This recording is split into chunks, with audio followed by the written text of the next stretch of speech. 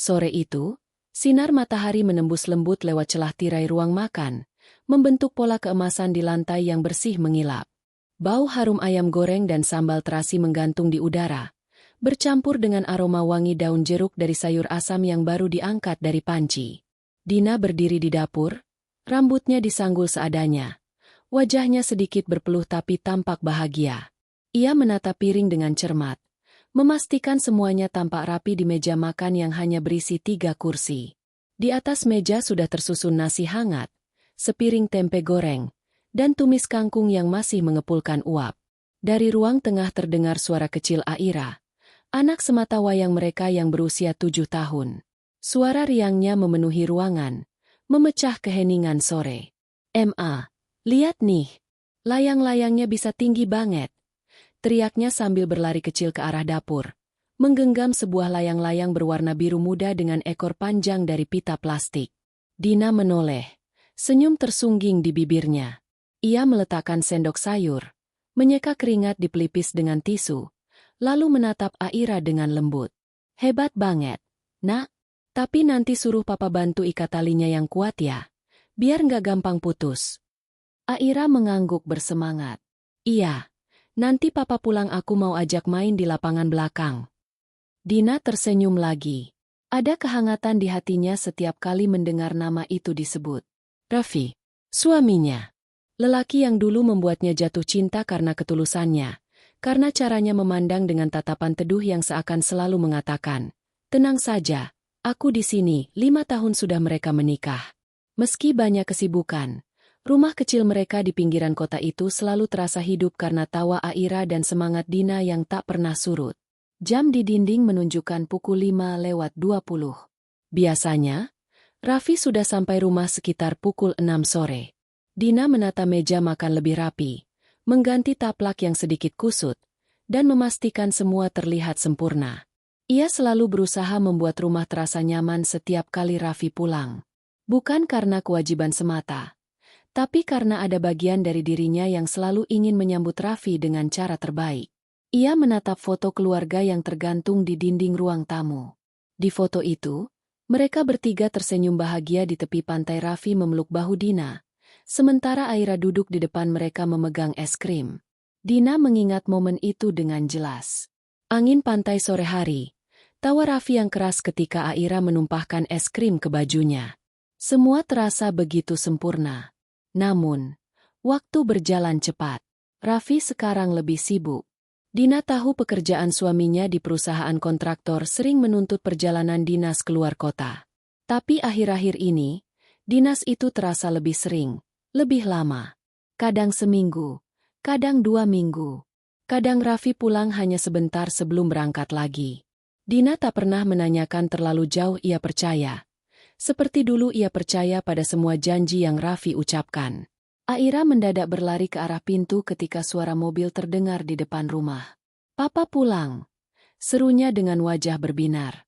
Dina segera menurunkan api di kompor dan berjalan ke ruang depan. Raffi masuk dengan langkah agak tergesa, membawa tas kerja dan jaket yang masih berdebu.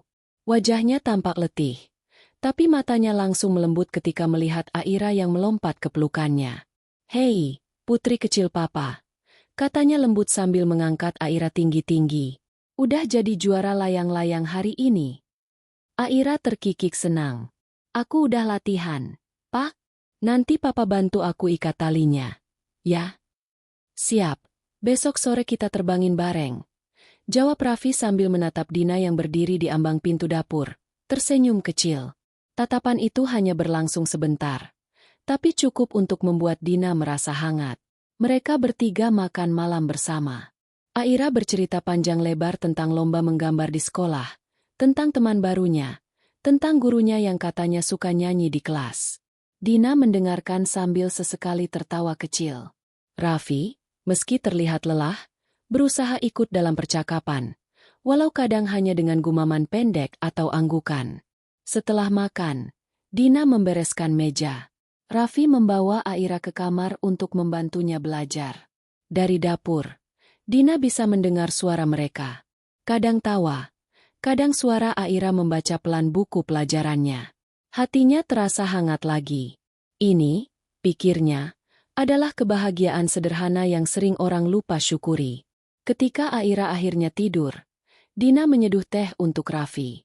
Mereka duduk di teras rumah, di bawah lampu kuning yang temaram. Angin malam berhembus lembut membawa aroma tanah basah dari halaman depan. "Capek ya, Mas?" tanya Dina pelan. Raffi menatap gelas tehnya sebelum menjawab. "Lumayan. Proyek baru di cabang luar kota agak berat. Tapi ya begitulah kerjaan." "Kapan selesai dinasnya kali ini?" "Mungkin masih 2 minggu lagi. Aku harus bolak-balik dulu sebelum finalisasi." Suaranya datar, seperti seseorang yang terlalu sering mengucap kalimat itu sampai terasa biasa. Dina menatap langit yang mulai gelap. Aira kangen banget. "Loh, dia nunggu tiap sore di jendela." Raffi tersenyum tipis. "Aku juga kangen dia." Dina ingin menambahkan "dan aku juga kangen kamu." Tapi kata-kata itu tertahan di tenggorokannya. Ia hanya menatap cangkirnya sendiri, melihat uap teh yang berputar pelan sebelum hilang. Ada jarak kecil di antara mereka tak kasat mata, tapi terasa. Seperti udara dingin yang menembus dari celah pintu yang tak tertutup rapat. Namun malam itu, semuanya masih baik-baik saja. Setidaknya, begitu yang Dina yakini. Ia masih melihat cinta di mata Raffi, meski samar. Ia masih merasa rumah mereka hangat, meski kadang sunyi. Ia masih percaya bahwa kesibukan hanyalah ujian kecil dalam perjalanan rumah tangga. Keesokan paginya, Raffi sudah berangkat sebelum matahari terbit. Dina menemukan secari kertas di meja makan tulisan tangan Raffi yang khas. "Sarapan di kulkas. Jangan lupa kasih Aira bekal. Aku pulang malam nanti. Love you." Dina tersenyum membaca pesan itu. Ia menempelkannya di kulkas, seperti biasa, bersama coretan Aira dan daftar belanja mingguan. Kehidupan mereka tanpa teratur, nyaris seperti naskah yang diulang tiap hari. Raffi bekerja, Dina mengurus rumah dan kantor, Aira sekolah. Semuanya berjalan baik, hingga perlahan-lahan kebiasaan itu berubah menjadi rutinitas yang hambar. Hari-hari berikutnya berlalu cepat. Dina sibuk di kantor sebuah perusahaan logistik di pusat kota. Ia dikenal rajin, cekatan, dan ambisius. Bosnya bahkan pernah berkata, "Kalau semua staf kayak kamu, perusahaan ini nggak bakal repot." Kata-kata itu membuat Dina bangga, tapi di sisi lain ada perasaan bersalah yang mengintip di hatinya setiap kali melihat jam menunjukkan sore, saat Aira pulang sekolah dan ia masih duduk di depan komputer. Malam hari, Raffi sering sudah tertidur sebelum Dina selesai memeriksa email terakhirnya. Kadang Raffi makan lebih dulu, kadang mereka makan bersama tanpa banyak bicara. Semua terasa cepat, serba singkat. Mereka masih saling mencintai, tapi jarang sempat mengungkapkannya. Cinta itu ada, namun seperti api kecil di pojok ruangan cukup untuk memberi cahaya, tapi tidak lagi menghangatkan. Suatu malam, Dina terbangun pukul 2 dini hari. Raffi belum pulang. Ia mencoba menelepon, tapi hanya terdengar nada sambung. Setengah jam kemudian, Raffi datang, membuka pintu dengan hati-hati agar tak membangunkan Aira. Dina menatapnya dari ruang tamu. Wajahnya masih pucat karena khawatir. "Kok baru pulang?" tanyanya pelan. Raffi terdiam sejenak, lalu menghela napas. "Ada meeting mendadak sama tim proyek luar kota. Aku nggak sempat kabarin." Dina hanya mengangguk. Ia ingin percaya. Tapi entah kenapa, malam itu rasanya berbeda. Ada nada ragu dalam setiap kata Raffi. Ada sesuatu yang disembunyikan, tapi Dina menepis pikiran itu. Ia terlalu lelah untuk bertengkar. Ia memilih diam. Pagi harinya, Raffi bertingkah seolah semuanya normal. Ia mencium kening Dina sebelum berangkat, memeluk Aira, dan berkata, "Nanti papa pulang cepat, ya." Tapi sejak malam itu, ada bayangan yang terus mengikuti Dina, bayangan ketakutan kecil yang ia sendiri tak ingin akui. Hari Minggu tiba, dan untuk pertama kalinya setelah sekian lama, Raffi tidak ada dinas. Aira langsung merengek minta main layang-layang. Mereka bertiga pergi ke lapangan kecil di belakang kompleks. Langit biru cerah, angin berhembus sempurna. Aira berlari sambil tertawa, sementara Raffi dan Dina berdiri bersebelahan, membantu menarik tali layang-layang. Layang-layang biru itu terbang tinggi, menari di udara dengan bebas. Dina menatapnya, lalu menatap Raffi yang tersenyum pada anaknya. Dalam momen itu, ia merasa semuanya kembali seperti dulu. Ia ingin waktu berhenti. Ingin selalu berada di tengah tawa anaknya dan senyum suaminya yang tulus. Tapi saat angin bertiup lebih kencang, tali layang-layang itu menegang, bergoyang, dan tiba-tiba putus. Aira menjerit kecil ketika layang-layang itu melayang jauh terbawa angin. "Papa! Layangannya!" Serunya panik. Raffi segera berlari mengejar. Tapi tentu saja sia-sia. Dina menggenggam tangan Aira yang mulai menangis, menenangkannya dengan pelukan. "Nggak apa-apa, sayang. Nanti Mama beli lagi, ya." Tapi ketika Raffi kembali, napasnya tersengal. Wajahnya menatap kosong ke arah langit. "Kita beli yang baru aja," katanya pendek. Dina mengangguk, tapi dalam hatinya, ada sesuatu yang terasa ganjil. Entah kenapa, momen itu seperti pertanda sesuatu yang tak bisa ia jelaskan, tapi membuat dadanya sesak.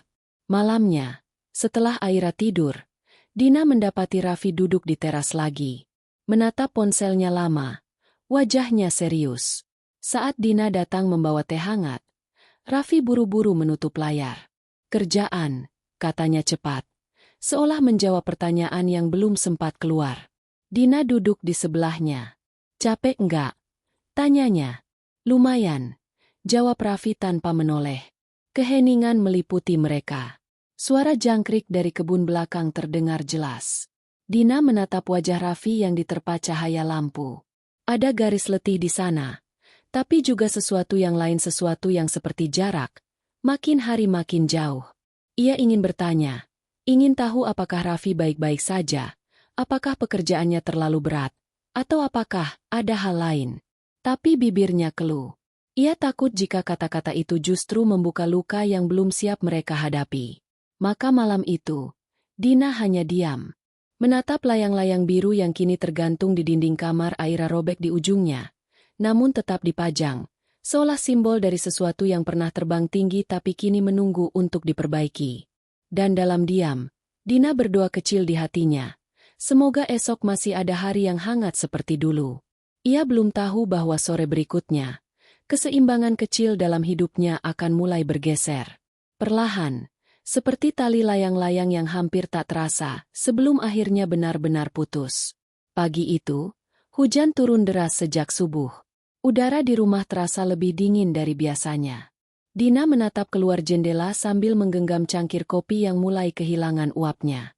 Raffi sudah berangkat sejak jam 5 pagi. Katanya ada rapat di kantor cabang yang baru. Aira masih terlelap di kamarnya, meringkuk dalam selimut bergambar awan. Di ruang tamu, televisi masih menayangkan berita pagi tanpa suara, sementara jam dinding berdetak pelan, mengisi keheningan yang terlalu panjang. Dina duduk di meja makan, menatap sisa roti bakar di piring yang tak disentuh Raffi tadi pagi. Ia menghela napas pelan. Dulu, Raffi selalu menyempatkan sarapan meski terburu-buru. Dulu, mereka masih sempat bercanda soal hal-hal kecil tentang kopi yang terlalu pahit atau roti yang gosong di pinggir. Sekarang, semuanya berjalan cepat, terukur, tanpa ruang untuk hal-hal remeh yang dulu justru membuat mereka dekat. Pukul 9, Dina sudah tiba di kantornya. Gedung 5 lantai itu mulai ramai dengan suara langkah dan ketikan keyboard. Dina menyalakan komputernya, memeriksa daftar tugas yang menumpuk sejak awal minggu. Ia berusaha menenggelamkan diri dalam pekerjaan, karena di sanalah ia merasa berguna, dihargai. Tapi hari itu, fokusnya terasa buyar. Pikirannya melayang ke Raffi, ke caranya yang akhir-akhir ini semakin sering menatap ponsel sambil tersenyum kecil. Kenada suaranya yang terdengar datar setiap kali Dina menelepon. Sebelum jam makan siang, Dina duduk di pantry sambil memanaskan bekal. Lia, sahabat lamanya sekaligus rekan kerja yang duduk satu divisi dengannya, datang sambil membawa segelas teh manis dan wajah penasaran seperti biasa. "Lo kenapa, Din?" "Dari tadi ngelamun terus," tanya Lia, duduk di seberang meja. Dina tersenyum kecil, mencoba mengalihkan. "Enggak, cuma capek aja." "Capek kerja?" Apa capek mikirin sesuatu? Goda Lia setengah serius. Dina terdiam sejenak. Mungkin dua-duanya. Jawabnya akhirnya. Lia menatapnya lebih lama, seolah ingin membaca sesuatu dari sorot mata sahabatnya itu. Raffi sibuk banget ya akhir-akhir ini. Dina menatap Lia, terkejut karena tebakan itu tepat. Iya, katanya banyak proyek baru. Bolak-balik luar kota terus. Aku kadang cuma bisa ketemu 2 hari dalam seminggu. Lia menyesap tehnya. Lo nggak curiga? Curiga apaan? Dina mengangkat alis. Ya, tahu sendiri. Din, dunia sekarang aneh. Kadang kesibukan itu cuma alasan. Dina menghela napas. Agak jengkel tapi tidak bisa menyangkal kebenaran kata-kata itu. Aku percaya sama Raffi. Dia nggak kayak gitu. Lia hanya mengangguk, tapi senyumnya samar. Ya semoga aja bener begitu. Tapi kalau ada yang aneh, jangan pura-pura nggak lihat, ya. Ucapan itu melekat di kepala Dina sepanjang hari, seperti gema yang tak mau hilang. Sepulang kerja, ia duduk di mobil cukup lama sebelum akhirnya menyalakan mesin. Langit sore berwarna kelabu, sisa hujan masih menetes di kaca depan. Ia menatap ponselnya. Tidak ada pesan dari Raffi. Biasanya, meski singkat, Raffi akan memberi kabar. Udah di jalan. Atau, lembur dikit, ya. Tapi hari ini, layar tetap kosong. Ketika malam tiba, Dina menyiapkan makan malam untuk 2 orang. Seperti biasa. Aira sudah makan lebih dulu dan kini menonton kartun di kamar. Dina menunggu di meja makan sambil menatap jam. Pukul 8:15. Ia mencoba menelepon Raffi tidak diangkat. Panggilan kedua, ketiga, tetap tak dijawab. Pukul 9, suara mobil akhirnya terdengar di depan rumah. Raffi masuk sambil menenteng laptop dan wajah yang letih. Dina menatapnya tanpa berkata apa-apa.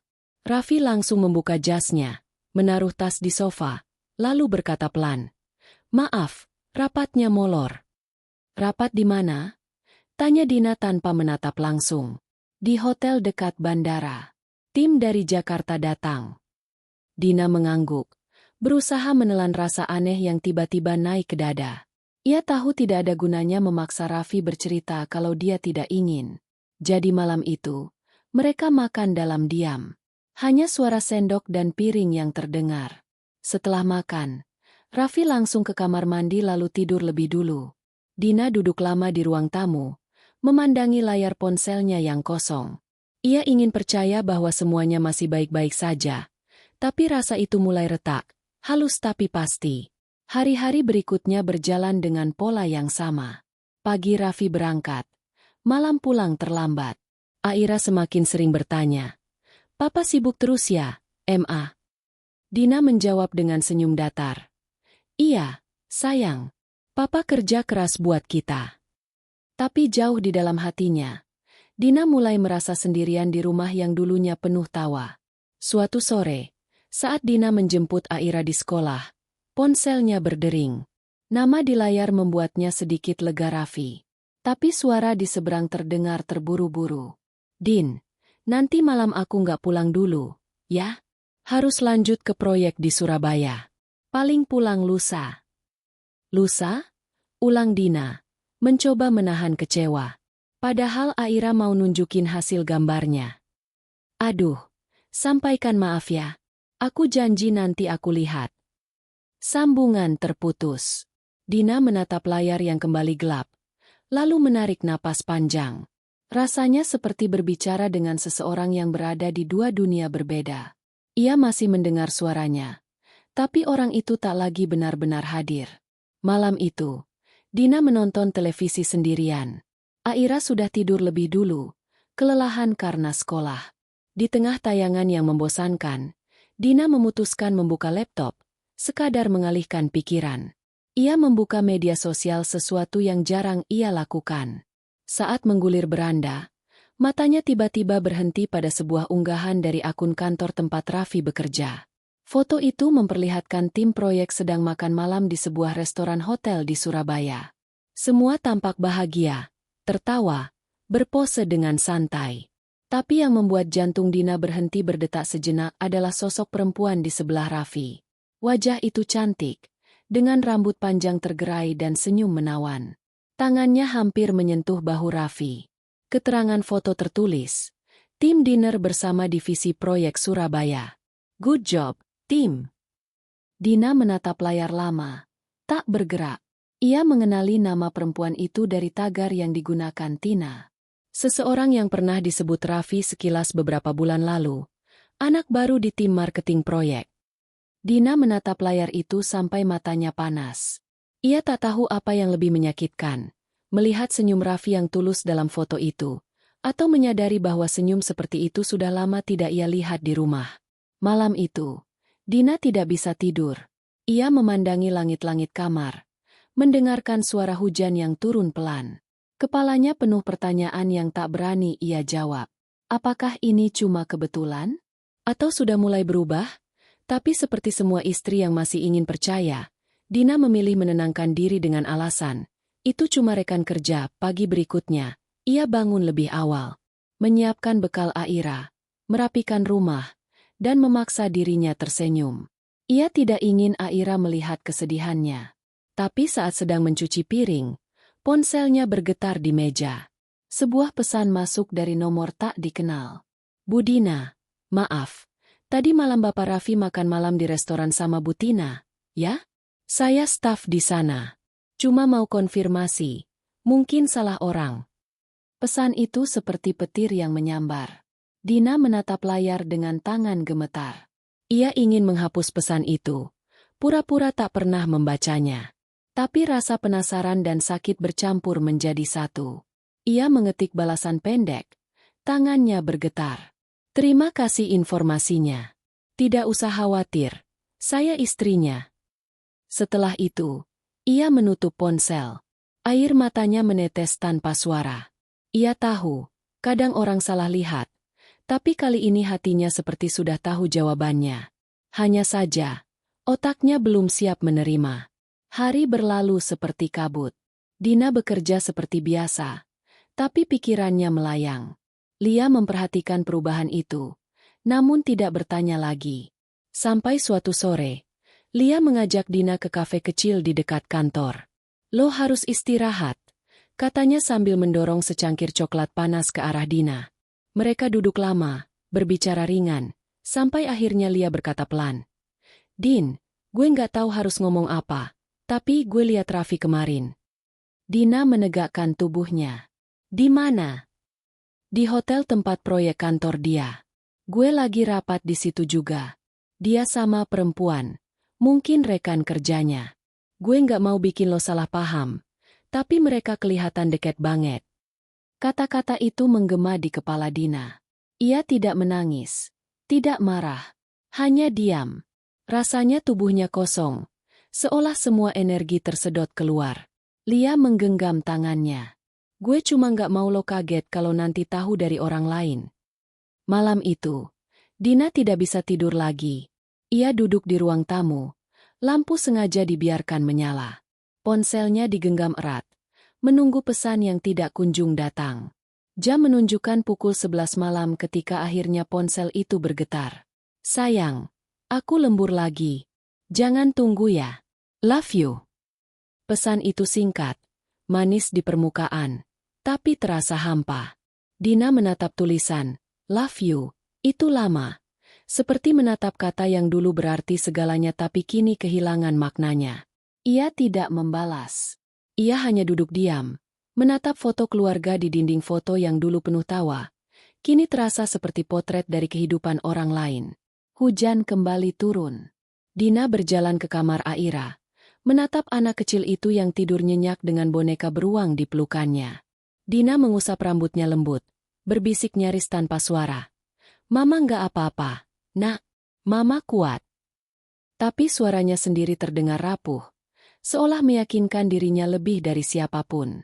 Dalam beberapa hari berikutnya, Raffi pulang seperti biasa, seolah tak ada yang berubah. Tapi bagi Dina, semuanya sudah berbeda. Setiap kali Raffi memegang ponsel, matanya otomatis tertuju ke layar.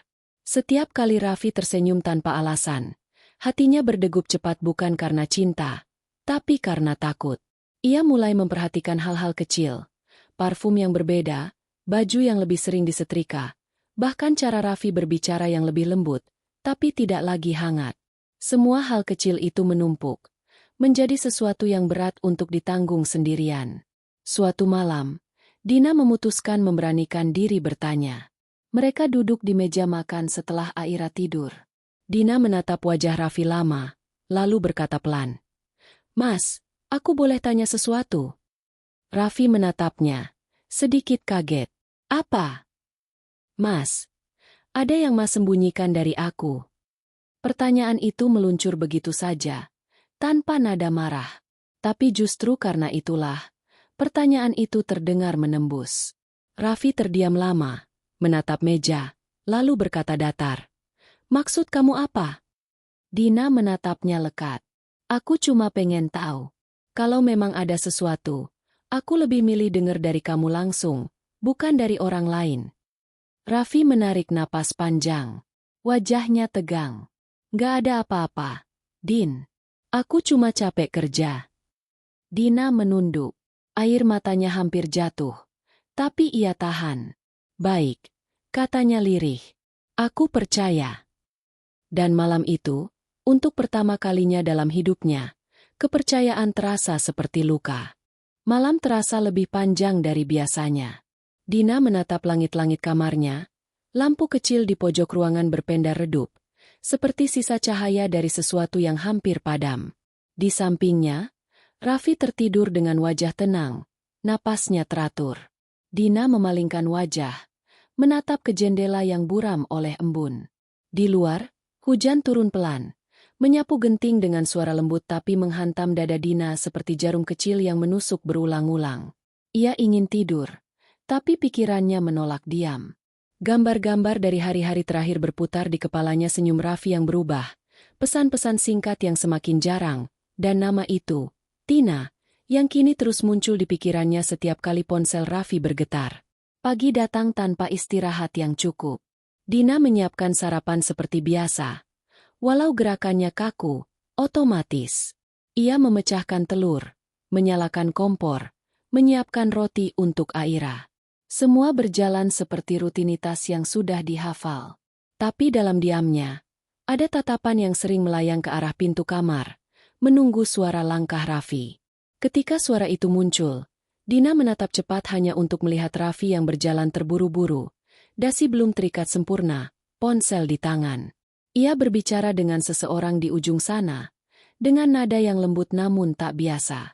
"Ya, nanti aku kabarin," katanya singkat sebelum menyadari Dina memperhatikannya. Ia menutup telepon dengan cepat. "Klien," ujarnya pendek, tanpa menatap langsung. Dina hanya mengangguk. "Sarapan dulu, Mas. Udah siap?" "Nggak usah. Aku bawa roti aja. Cuma sebentar kok. Aku udah telat, Din." Jawaban itu menampar lebih keras dari teriakan manapun. Bukan karena nadanya tinggi, tapi karena dingin. Dulu, Raffi selalu menyempatkan waktu, bahkan untuk menyeruput kopi sebentar. Sekarang, ia bahkan tak sempat menatap istrinya. Dina berdiri di dapur, melihat punggung Raffi yang menjauh, menuruni tangga dengan langkah tergesa. Pintu tertutup, dan suara mesin mobil segera mengisi udara. Dina masih berdiri lama di sana, sendirian di antara bau kopi dan telur goreng yang tak disentuh siapapun. Siang itu, Dina di kantor tapi pikirannya melayang ke rumah. Semua pekerjaan terasa seperti kabur. Ia membuka laptop, menulis laporan, menghapusnya lagi. Pikirannya sibuk menebak-nebak. Apakah benar hanya klien?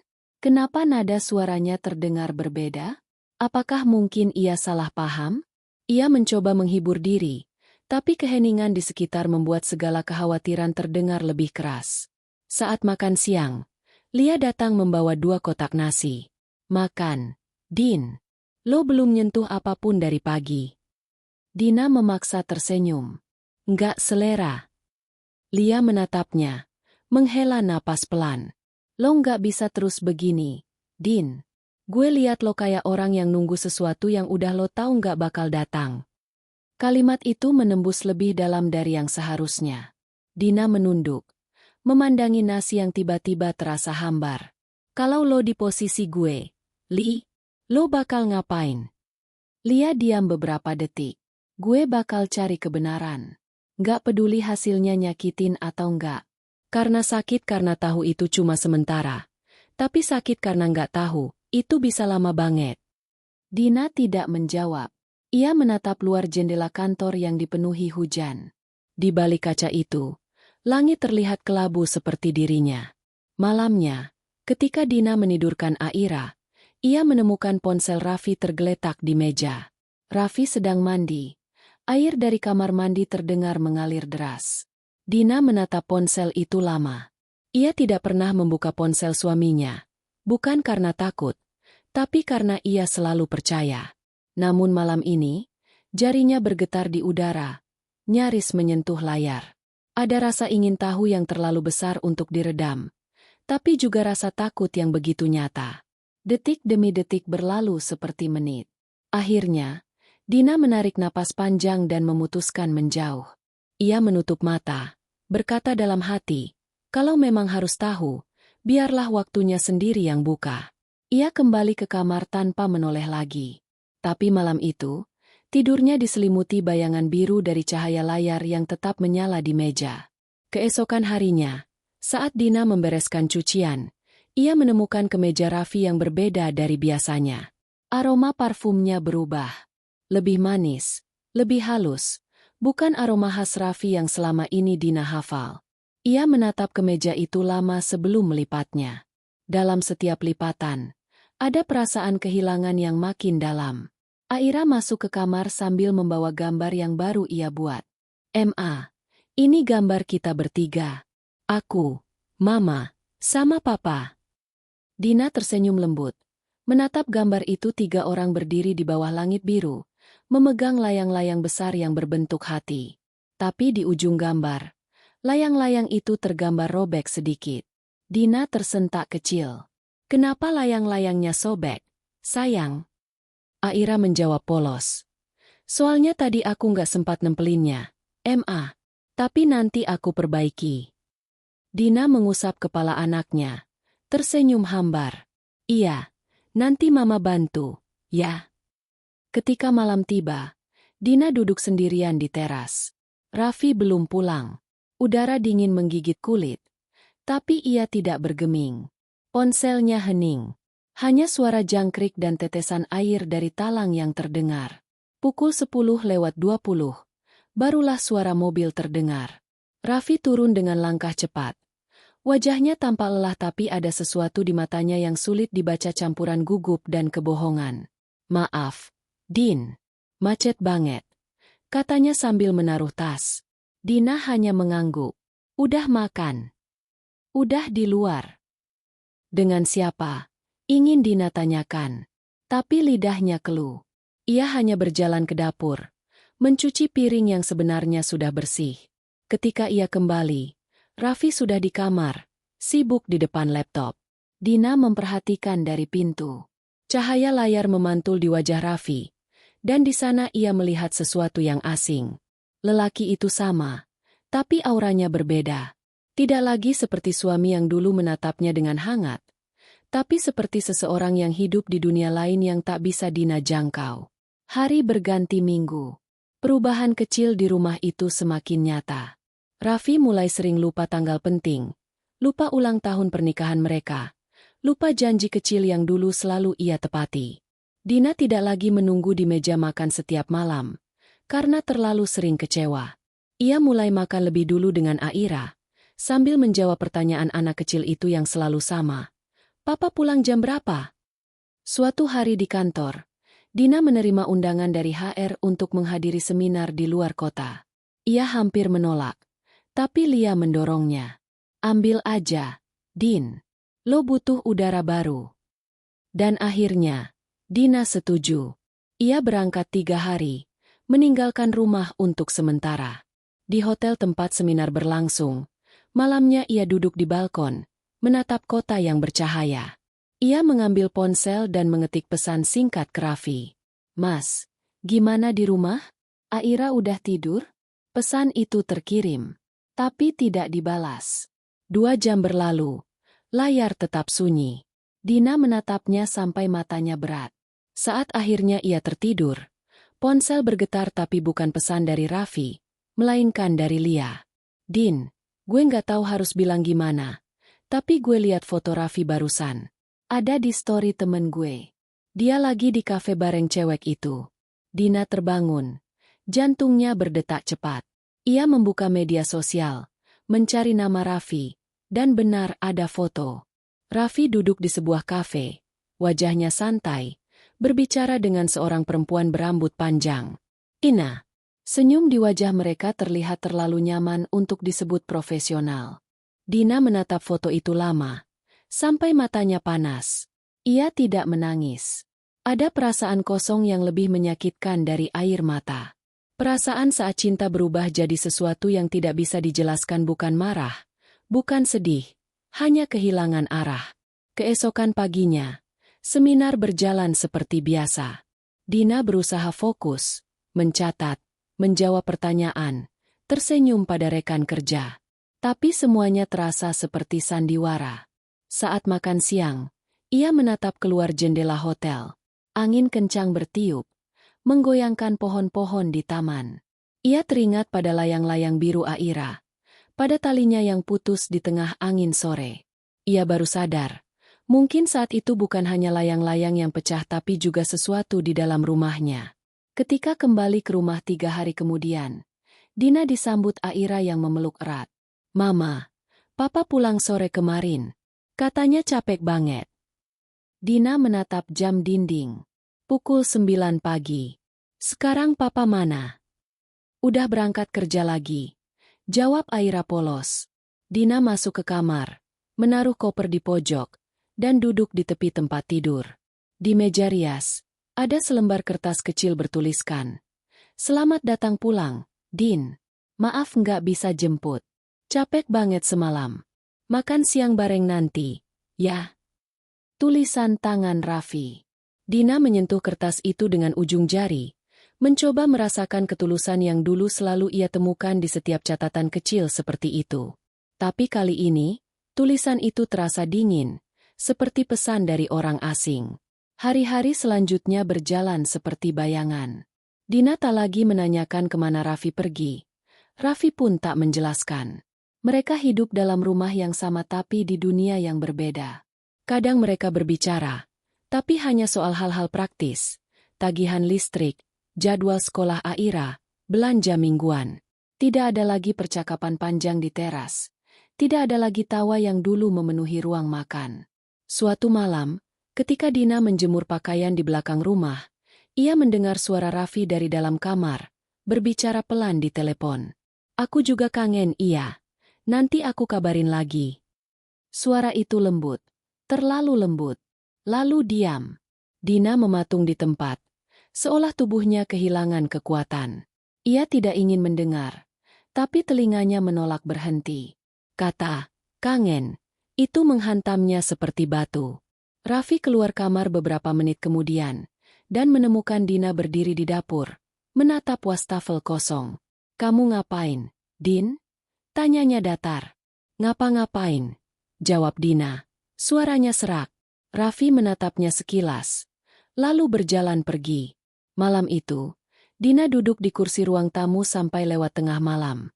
Aira sudah lama tidur.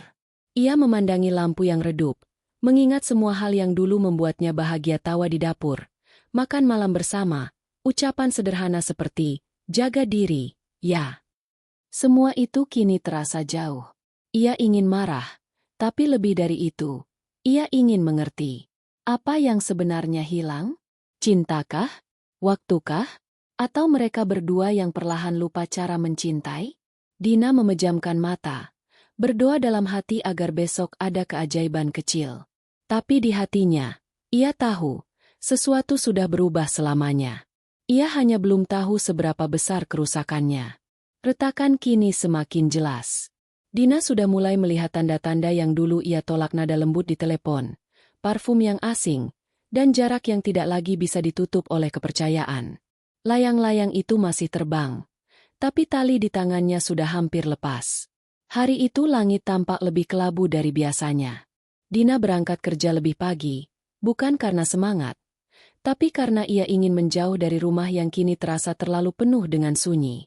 Di dalam mobil, lagu dari radio mengalun pelan, lagu lama yang dulu sering mereka nyanyikan bersama, kini hanya terdengar seperti ironi. Ia menurunkan volume, tapi gema kenangan tetap ada, bergulung di kepalanya seperti ombak yang enggan surut.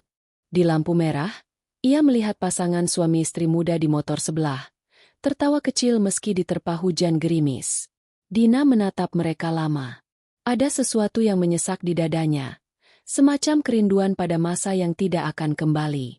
Ia tersenyum samar, bukan karena bahagia, tapi karena akhirnya sadar ada saat-saat dalam hidup di mana kita harus menerima bahwa sesuatu telah selesai, bahkan sebelum sempat mengucapkan perpisahan. Siang itu, di kantor, Lia menghampirinya lagi. "Din, lo beneran gak mau cerita? Gue liat lo kayak bayangan diri lo sendiri." Dina menatap sahabatnya itu sebentar, lalu menggeleng. "Belum waktunya, Li. Gue cuma lagi berusaha ngerti kenapa semua bisa sejauh ini." "Kadang gak semua hal bisa dimengerti," jawab Lia pelan. "Ada yang cuma bisa dijalanin, sampai lo cukup kuat buat ngelepas." Ucapan itu menggema lama di kepala Dina. Sore harinya, ketika semua orang sudah pulang, Dina masih duduk di depan laptop, menatap layar kosong. Hujan turun di luar jendela, membentuk aliran air yang menetes pelan di kaca. Ia tak tahu apa yang menahannya untuk tidak pulang, tapi mungkin karena ia belum siap. Belum siap untuk kembali ke rumah yang penuh tanda tanya. Belum siap untuk berpura-pura lagi. Ketika akhirnya ia pulang, jam sudah menunjukkan hampir 9 malam. Rumah tampak gelap dari luar. Ia membuka pintu perlahan, menyalakan lampu, dan mendapati meja makan masih kosong. Tidak ada piring, tidak ada sisa makanan. Aira sudah tidur, pikirnya. Tapi di ruang tamu, terdengar suara samar langkah kaki, lalu bunyi sesuatu yang dijatuhkan. Dina melangkah pelan, dan melihat Raffi sedang berdiri di depan rak buku. Wajahnya sedikit panik. "Baru pulang?" tanyanya datar, tanpa menoleh. "Iya," jawab Dina singkat. Ia meletakkan tasnya di sofa. "Kamu belum tidur?" "Belum. Lagi nyari file kerjaan." Dina hanya mengangguk. Tapi matanya menangkap sesuatu di lantai, selembar kertas jatuh dari tas kerja Raffi. Ia menunduk, mengambilnya. Kertas itu ternyata nota pembayaran hotel. Nama hotelnya asing, bukan tempat biasa Raffi menginap untuk urusan kerja. Dan yang paling mencolok adalah tanggalnya bertepatan dengan malam ketika Dina sedang di luar kota untuk seminar. Jantungnya berdetak pelan tapi berat. Ia berdiri, menatap Raffi yang kini juga memperhatikan nota itu di tangannya. "Ini apa?" Suaranya pelan, hampir bergetar. Raffi terdiam. Tatapannya tajam tapi goyah. "Cuma urusan kerjaan." "Kerjaan apa yang harus nginep di hotel yang bukan tempat perusahaan kamu langganan?" Dina mencoba terdengar tenang, tapi nadanya bergetar. "Din, tolong jangan mulai lagi," jawab Raffi cepat. "Aku capek." "Capek?" Kata itu seperti pisau. Dina menatapnya lama, lalu berkata pelan. "Aku juga capek, Raffi. Tapi aku masih di sini. Aku masih berusaha ngerti kamu." Raffi tak menjawab. Ia hanya menunduk, lalu melangkah pergi ke kamar tanpa menoleh. Dina berdiri di ruang tamu, memegang kertas itu erat-erat. Tangannya gemetar. Ia menatap pintu kamar yang tertutup dan baru sadar rasa sakit paling dalam bukan ketika seseorang pergi, tapi ketika ia masih di sana, tapi sudah tidak lagi benar-benar bersama. Malam itu Dina tidak tidur. Ia duduk di ruang tengah. Lampu dibiarkan menyala. Di meja, nota hotel itu tergeletak bersama secangkir teh yang sudah dingin. Di luar, hujan turun deras. Ia tidak menangis. Air matanya seolah sudah kering, digantikan oleh perasaan datar yang menakutkan. Ia menatap kosong ke dinding, lalu akhirnya berbisik pada dirinya sendiri. Kalau memang sudah waktunya pecah, ya biarlah pecah sekalian. Keesokan harinya, Raffi berangkat tanpa banyak bicara. Dina hanya diam, Tak lagi berusaha menahan atau bertanya. Setelah Raffi pergi, Dina duduk di kamar, membuka ponselnya. Ia mencari nama Tina di media sosial, sesuatu yang dulu selalu ia hindari. Dan di sana, di antara unggahan yang tampak biasa, ia melihat satu foto baru, foto cangkir kopi di meja yang sama seperti di nota hotel. Tanggalnya sama. Lokasinya sama. Captionnya singkat. Some meetings change everything. Dina menutup ponsel perlahan. Dunia seolah berhenti sebentar. Bukan karena kaget, tapi karena akhirnya semua potongan mulai cocok. Ia menarik napas panjang, lalu menatap cermin. Wajah di hadapannya tampak lelah, tapi matanya kini lebih tegas. Ia tahu apa yang harus ia lakukan. Sore itu, ketika Raffi pulang, Dina sudah menyiapkan makan malam. Aira bermain di kamarnya, dan suasana rumah terasa tenang, terlalu tenang. Raffi menatap meja makan, sedikit heran. Ada apa? Tumben masak banyak gini. Dina tersenyum tipis. Nggak apa-apa. Cuma pengen makan bareng lagi. Kayak dulu. Mereka makan dalam diam. Suara sendok bertemu piring jadi satu-satunya yang terdengar. Setelah beberapa suapan, Dina meletakkan sendoknya. Mas, katanya pelan. Aku cuma mau nanya satu hal. Aku nggak akan marah. Aku cuma mau jujur-jujuran aja. Raffi berhenti makan. Apa? Selama ini, kamu sama Tina, kan? Raffi terdiam lama. Sangat lama. Dina menatapnya tanpa berkedip. Tidak ada air mata. Hanya ketenangan yang aneh. Seperti seseorang yang sudah siap kehilangan apapun. Akhirnya Raffi menunduk. Aku nggak mau bohong lagi, katanya lirih. Iya, Din. Aku sama dia. Waktu seakan berhenti. Dina memejamkan mata, menarik napas perlahan, mencoba menahan gemetar di dadanya. Udara di ruangan terasa menipis. Tapi ia tidak ingin menunjukkan rapuhnya. Ia hanya menunduk, lalu berkata pelan. Sejak kapan? Beberapa bulan ini. Kenapa? Raffi menatapnya lama, lalu menggeleng. Aku juga nggak tahu, Din. Awalnya cuma obrolan ringan di kantor. Lama-lama jadi nyaman. Aku pikir cuma sesaat, tapi ternyata kamu jatuh cinta. Potong Dina pelan. Raffi tak menjawab, tapi diamnya sudah cukup. Dina menatap ke arah meja, melihat dua piring yang masih terisi setengah. Semua terasa begitu sunyi. Ia ingin marah, tapi suara di dalam dirinya berkata lain. Ia hanya ingin tahu apa yang tersisa dari semua ini. Aku nggak tahu harus bilang apa, kata Raffi akhirnya. Aku masih sayang kamu, Din. Tapi aku juga bingung sama perasaanku sendiri. Dina tertawa kecil, tawa getir yang membuat udara terasa semakin dingin. Sayang? Kamu nggak ngerti, Mas. Sayang itu bukan tentang rasa nyaman sementara. Sayang itu tentang tetap milih orang yang sama, meskipun dunia nawarin hal lain. Raffi menunduk, tak mampu membalas. Dina berdiri, berjalan pelan ke arah jendela. Hujan kembali turun di luar. Lampu jalan berpendar redup, menembus tirai tipis. Ia menatap keluar, lalu berkata lirih. Kamu tahu nggak, layang-layang itu bisa terbang tinggi karena ada yang nahan talinya di bawah. Tapi kalau yang di bawah lepasin, sekuat apapun layang-layang itu, dia tetap jatuh. Raffi terdiam. Dina menoleh sebentar. Matanya berkaca-kaca, tapi suaranya tenang. Aku udah lama nahan talinya sendirian, Mas. Mungkin sekarang waktunya aku lepas. Raffi mencoba mendekat, tapi Dina melangkah mundur. Jangan, katanya pelan. Aku nggak butuh penjelasan lagi. Aku cuma butuh waktu buat ngerti semua ini. Malam itu Raffi tidur di sofa ruang tamu. Dina berbaring di kamar, tapi matanya tak bisa terpejam.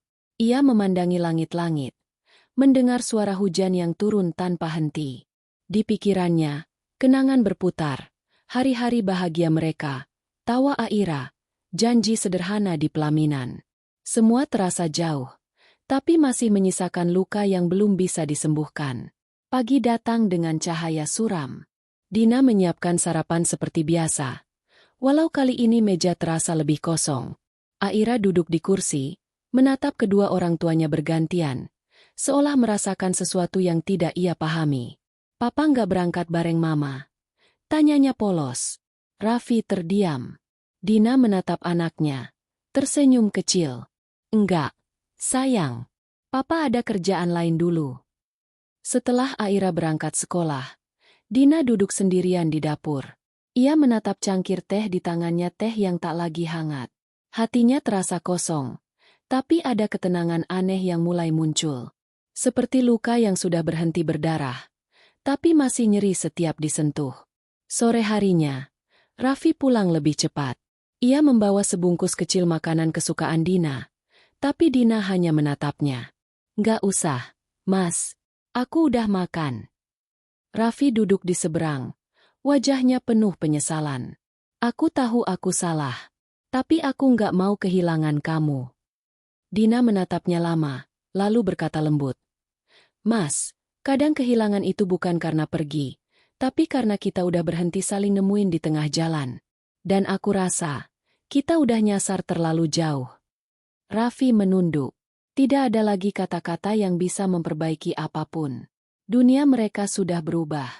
Malam itu, Dina menulis sesuatu di buku catatannya, bukan surat perpisahan, tapi semacam pengingat untuk dirinya sendiri. Cinta bisa tumbuh di mana saja, tapi kesetiaan hanya hidup di hati yang berani bertahan. Ia menutup buku itu perlahan, lalu menatap foto pernikahan mereka di meja rias. Senyum di foto itu terlihat bahagia, tapi kini terasa seperti bayangan masa lalu yang memudar. Dina menatapnya lama, lalu berkata pelan, mungkin sudah waktunya aku belajar terbang sendiri. Di luar, hujan berhenti. Langit malam mulai cerah, menyisakan bintang-bintang kecil di ujung langit. Dina berjalan keluar, berdiri di halaman. Angin berhembus lembut, membawa aroma tanah basah. Ia menatap langit, lalu menutup mata. Ada rasa lega yang perlahan tumbuh di dadanya, bukan karena semuanya baik-baik saja, tapi karena akhirnya ia berhenti menyangkal kenyataan. Raffi muncul di pintu, menatapnya dari kejauhan. Tidak ada kata, hanya dua manusia yang berdiri di antara sisa-sisa cinta dan keheningan. Mereka sama-sama tahu, malam itu menjadi awal dari sesuatu yang baru. Entah perbaikan, atau perpisahan. Tapi apapun itu, mereka tak bisa lagi kembali seperti dulu. Dan di kejauhan, terdengar suara anak-anak bermain layang-layang. Suara tawa mereka menggema di udara. Dina menatap ke arah itu, dan untuk pertama kalinya setelah sekian lama, ia tersenyum senyum kecil yang tulus, meski dibangun di atas luka yang belum sepenuhnya sembuh. Rahasia terbuka. Cinta diuji. Dina berdiri di batas antara bertahan dan melepaskan. Dan seperti layang-layang di langit yang perlahan menjauh, kadang cinta memang harus dilepas agar tahu seberapa jauh ia bisa terbang tanpa hancur. Waktu berjalan seperti air sungai di musim tenang, mengalir pelan tapi pasti, membawa segala yang berat perlahan menjauh. Sudah hampir setahun sejak hari Raffi pergi dari rumah. Setahun sejak Dina memilih berdiri sendiri, membangun ulang hidupnya dari potongan-potongan kecil yang dulu berserakan di lantai hatinya. Musim hujan datang lagi, seperti tahun lalu ketika semuanya pecah. Tapi kini, suara hujan di atap tak lagi membuatnya menggigil. Ada sesuatu yang berubah dalam cara Dina memandang dunia. Ia tak lagi merasa kecil di hadapan kehilangan, tak lagi takut pada sepi. Ia sudah belajar berbicara dengan dirinya sendiri, bukan untuk mencari pembenaran, tapi untuk memahami. Pagi itu, Dina membuka jendela kamarnya. Udara basah menyapa, membawa aroma tanah dan daun. Di luar, Aira sedang duduk di beranda, menulis di buku gambarnya. Gadis kecil itu tumbuh cepat. Matanya masih menyimpan cahaya polos yang sama. Aira, udah siap sekolah? Tanya Dina lembut. Udah. Ma. Aku lagi gambar mama sama aku main layang-layang. Dina tersenyum, menghampiri, lalu mengelus rambut anaknya. Di atas kertas, dua sosok kecil digambar di bawah langit biru dengan satu layang-layang tinggi di udara. Warna birunya hampir sama dengan layang-layang lama mereka yang masih tergantung di dinding ruang tamu. Setelah mengantar Aira ke sekolah, Dina mampir ke sebuah kafe kecil di sudut kota. Kafe itu kini jadi tempat favoritnya, tempat di mana ia menulis, membaca, atau sekadar memandangi hujan dari balik jendela besar. Pemilik kafe, seorang perempuan tua bernama Bu Rasti, sering menyapanya dengan senyum hangat. "Pagi, Dina." "Seperti biasa." "Ya, Bu. Latte hangat dan roti panggang. Tolong ya." "Udah lama nggak kelihatan bareng suami, Nak," kata Bu Rasti tiba-tiba. Nada suaranya lembut, tak bermaksud menyelidik. Dina hanya tersenyum kecil. "Kami udah jalan masing-masing sekarang, Bu. Tapi baik-baik aja." Perempuan tua itu mengangguk pelan. Hidup memang begitu. Kadang bukan tentang siapa yang tinggal, tapi siapa yang kita jadi setelah semua berlalu. Dina menatap wajah Bu Rasti lama, lalu mengangguk. "Iya, Bu. Saya baru benar-benar paham itu sekarang." Setelah sarapan, Dina menatap keluar jendela kafe. Hujan turun tipis, menetes di kaca, membentuk pola yang lambat. Di antara pantulan lampu jalan dan orang-orang yang lewat dengan payung, Dina melihat dirinya sendiri, seseorang yang dulu mudah patah tapi kini punya akar yang lebih dalam. Ia tersenyum samar. Mungkin inilah arti pulang sebenarnya. Bukan kembali ke tempat yang sama, tapi menemukan kedamaian dimanapun kita berdiri. Siang hari, teleponnya berdering. Nama Raffi muncul di layar. Seketika ada perasaan aneh di dadanya, bukan cemas, bukan juga rindu, tapi sesuatu di antara keduanya. Ia mengangkatnya dengan suara tenang. "Din, aku boleh mampir sebentar nanti sore? Ada hal yang pengen aku omongin." "Boleh," jawab Dina singkat. "Aira pasti senang kalau kamu datang." "Terima kasih." Suara Raffi terdengar pelan, seperti seseorang yang masih menimbang setiap kata agar tidak salah langkah. Sore itu hujan sudah berhenti. Udara terasa segar. Tanah masih lembab. Dina sedang menyapu teras ketika suara mobil berhenti di depan rumah. Raffi turun, mengenakan kemeja sederhana. Wajahnya tampak lebih tirus dari terakhir kali Dina lihat. Ia membawa bungkusan besar boneka yang sudah lama Aira inginkan. Begitu melihat ayahnya, Aira berlari keluar dan memeluknya. Tawa kecil terdengar, memenuhi halaman rumah. Dina menatap dari jauh. Ada sesuatu yang hangat sekaligus getir di dadanya. Ia tahu, cinta antara ayah dan anak itu tak boleh diputus oleh kesalahan orang dewasa. Setelah Aira masuk ke kamar untuk bermain, Raffi berdiri di teras. Diam cukup lama sebelum bicara. "Dina, aku tahu aku nggak pantas minta apa-apa lagi. Aku cuma pengen ngomong satu hal." Dina menatapnya tenang. "Silakan." "Aku udah nyoba berubah. Aku ikut konseling. Aku berhenti nyalahin keadaan. Dan aku pengen minta maaf.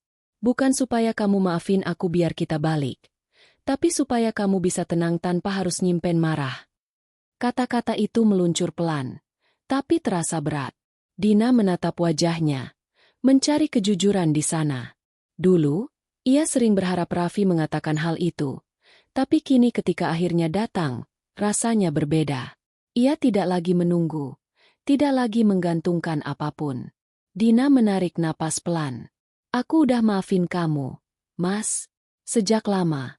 Mungkin sebelum kamu sadar kamu butuh dimaafin.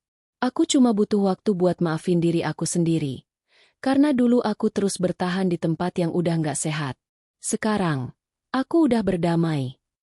Raffi menunduk. Matanya berkaca. "Terima kasih, Din.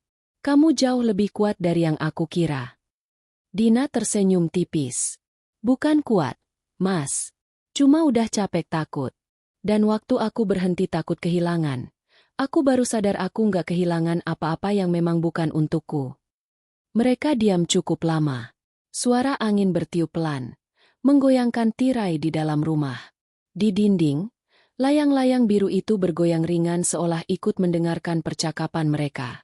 Raffi akhirnya berkata, "Aku bakal pindah keluar kota.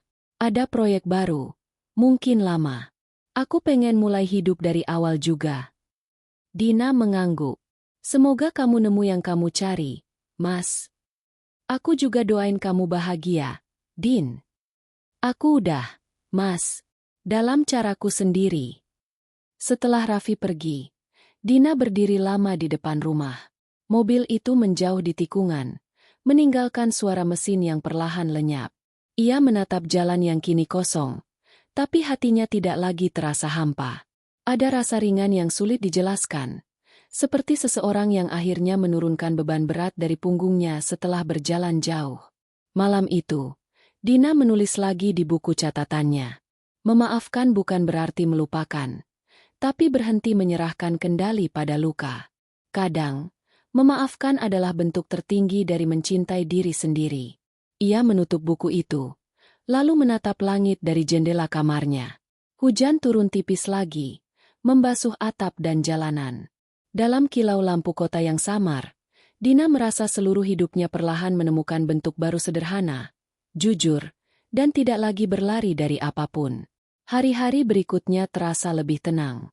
Dina semakin sibuk di kantor. Proyek yang ia pimpin berjalan sukses. Ia mulai dipercaya untuk mengisi seminar kecil tentang kepemimpinan perempuan. Dan dari sana ia sering diminta berbagi kisah tentang ketahanan dan keberanian. Setiap kali bercerita, ia tidak pernah menyebut nama, tapi setiap orang yang mendengarnya tahu, kisah itu nyata, lahir dari luka yang berubah jadi cahaya. Suatu malam, Dina menerima pesan dari nomor tak dikenal. Terima kasih, Bu Dina. Saya baca tulisan Ibu di majalah minggu ini. Saya juga sedang belajar berdiri lagi setelah ditinggal suami. Ternyata nggak harus kuat terus. Ya, kadang cukup bertahan aja dulu. Terima kasih udah bikin saya ngerasa nggak sendirian. Dina membaca pesan itu berkali-kali. Matanya hangat. Ia membalas singkat. Kita semua sedang belajar, Mbak. Pelan-pelan aja. Luka juga tahu caranya sembuh. Ia meletakkan ponselnya, lalu menatap cermin. Di sana, ia melihat perempuan yang dulu ia kenal tapi lama hilang bukan istri siapa-siapa, bukan korban dari apapun, hanya dirinya sendiri, utuh dengan segala cacat dan bekas luka. Beberapa bulan kemudian, Dina dan Aira pindah ke rumah baru, rumah kecil di pinggiran kota, dekat taman dan sekolah Aira. Rumah itu tak sebesar yang dulu, tapi punya jendela besar dengan cahaya pagi yang indah. Saat pertama kali masuk, Aira berseru, "Ma, rumahnya wangi. Bisa kita pasang layang-layangnya di sini?" Dina tersenyum. "Boleh. Kita pasang di dekat jendela biar bisa kelihatan dari mana-mana." Mereka menggantung layang-layang biru itu di dinding ruang tengah. Kali ini tanpa rasa kehilangan, tanpa nostalgia pahit. Hanya kenangan yang sudah tenang, seperti riak air di danau. Malam itu, Dina duduk di sofa sambil memandangi layang-layang itu. Aira sudah tertidur, dan hujan kembali turun di luar. Dina menyesap teh hangatnya, lalu menulis satu kalimat terakhir di buku catatannya. Aku pikir dulu layang-layang itu pecah karena angin terlalu kencang. Tapi ternyata, kadang tali memang harus putus supaya kita tahu. Langit bukan tempat untuk menggantung, tapi untuk belajar terbang sendiri. Ia menutup buku itu perlahan. Di luar, suara hujan berubah jadi irama lembut yang menidurkan. Dina memejamkan mata, dan untuk pertama kalinya dalam hidupnya, ia benar-benar merasa pulang bukan ke rumah, bukan ke seseorang, tapi ke dirinya sendiri. Keesokan harinya, matahari muncul di balik awan. Dina membuka jendela, membiarkan cahaya pagi menyentuh wajahnya. Aira datang memeluknya dari belakang, masih dengan piyama dan tawa kecilnya. "Selamat pagi, Mama." "Selamat pagi, sayang." Mereka berdiri di sana, membiarkan sinar hangat itu memenuhi ruangan. Layang-layang biru di dinding bergetar ringan, seolah ikut tersenyum. Dan di saat itu, Dina tahu meski hidupnya tak berjalan seperti rencana, meski cinta pernah jatuh dan patah, tapi hatinya telah tumbuh melampaui semua itu. Ia bukan lagi perempuan yang menunggu diselamatkan. Ia adalah perempuan yang menemukan jalannya sendiri, dan memilih untuk memaafkan bukan karena lupa, tapi karena ia akhirnya mengerti. Cinta sejati tidak selalu tentang bersama, tapi tentang berani melepaskan dan tetap lembut setelah semua luka. Dina menutup bab hidupnya dengan tenang, bukan dengan dendam atau penyesalan, tapi dengan kebijaksanaan seorang perempuan yang akhirnya pulang kepada dirinya sendiri. Hujan yang dulu membuatnya menangis kini hanya menjadi musik pengantar tidur. Layang-layangnya memang pernah pecah, tapi kini, dari sobekan itu, ia membangun langitnya sendiri. Ada masa di mana Dina mengira hidup harus selalu punya pasangan agar lengkap. Ia tumbuh dengan bayangan bahwa cinta adalah rumah, dan rumah berarti dua orang yang saling menjaga. Tapi kini, setelah semua badai dan keheningan, ia tahu cinta sejati tidak selalu datang dalam bentuk tangan yang menggenggam, melainkan hati yang tetap lembut meski pernah ditinggalkan. Musim berganti. Layang-layang biru itu masih tergantung di dinding rumah barunya. Sedikit pudar warnanya, tapi tetap utuh. Setiap kali Dina menatapnya, ia tidak lagi melihat luka. Ia melihat perjalanan. Dari gadis yang dulu takut kehilangan, menjadi perempuan yang berani berdiri di tengah sepi dan berkata pada dirinya sendiri, "Aku cukup," bahkan saat sendirian. Kadang, malam datang dengan sunyi yang panjang. Tapi Dina tidak lagi takut. Ia tahu, kesepian bukan musuh, hanya ruang di mana kita belajar mendengar diri sendiri dengan lebih jujur. Di antara suara hujan atau hembusan angin malam, ia mendengar detak jantungnya sendiri, stabil dan tenang. Itu suara kehidupan yang ia perjuangkan, bukan karena seseorang memintanya untuk bertahan, tapi karena ia akhirnya ingin hidup sepenuhnya. Aira tumbuh menjadi gadis kecil yang ceria. Kadang ia bertanya tentang ayahnya, dan Dina selalu menjawab dengan lembut tanpa kebencian. Ia tak ingin anaknya mewarisi luka. Ia ingin Aira tahu bahwa cinta bisa berakhir tanpa harus saling melukai. Bahwa berpisah bukan berarti kalah, tapi kadang justru bentuk paling jujur dari mencintai. Suatu sore, saat langit berwarna jingga dan angin berhembus lembut, Dina duduk di taman rumah. Ia menatap langit yang luas, membiarkan rambutnya tertiup pelan. Dalam keheningan itu, ia merasa sesuatu mengalir di dalam dirinya, rasa syukur yang sederhana tapi dalam. Syukur karena pernah mencinta, syukur karena pernah patah, syukur karena dari keduanya, ia belajar mencintai dirinya sendiri. Di tangan Dina, segelas teh hangat mengepul. Di pikirannya, tidak ada lagi pertanyaan, kenapa, atau seandainya. Semua sudah selesai. Semua sudah mendapat tempatnya masing-masing. Ia tak menyesal mencintai Raffi, tak menyesal melepasnya. Karena justru dari perpisahan itulah ia mengenal arti pulang yang sesungguhnya, bukan ke rumah, bukan ke seseorang, tapi ke hatinya sendiri yang dulu sempat hilang. Malam turun perlahan. Dina menatap bintang pertama yang muncul di langit. Ia tersenyum kecil, lalu berbisik pada dirinya sendiri, "Aku sudah pulang." Dan di langit yang tenang itu, layang-layang biru seolah masih melayang, jauh di atas kepala, menari bersama angin. Tidak lagi takut pecah, tidak lagi tergantung pada siapapun. Hanya terbang setia pada arah, bebas pada ruang.